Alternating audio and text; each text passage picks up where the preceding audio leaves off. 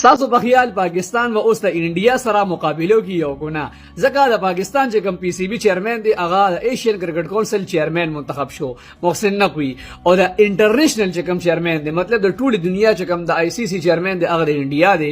نو دی وخت په انډیا کې چې کوم ایشیا کپ را روان دی نو اوس په پاکستان پوره کوشش کوي چې د ایشیا کپ د انډیا په سریلانکا کې وکړي ځکه چې بری باندې پاکستان وسرسي ځکه چې د ایشین کرکټ کونسل چیرمن محسن نقوی شو او انډیا پوره کوشش کی چې دا کپ ایشیا کپ دا په انډیا کې وکړي او ګپارس کې په ارزه کې وشو خو پاکستان وی چې موږ به انډیا ته نوزو څنګه چې انډیا ته موږ ملتان وراغلي دا خبره تر دې وخت روان دي ګور مخکې بس کیږي اوس دلته غټه مسله دا چې محسن نقوی خو سره د ایشیا چیرمن شو کو د غونډ آی سی سی چیرمن شي خو بیا موږ انډیا سره مقابله نشو کولای ځکه چې زموږ ټیم ډیر کمزور دی دومره کمزور دی چې موږ د مقابله نه یو خو بل طرف ته خبر وي محسن نقوی از قسمت خودیار چاله ورکی چې اول د پنجاب نگران وزیر اعلی شو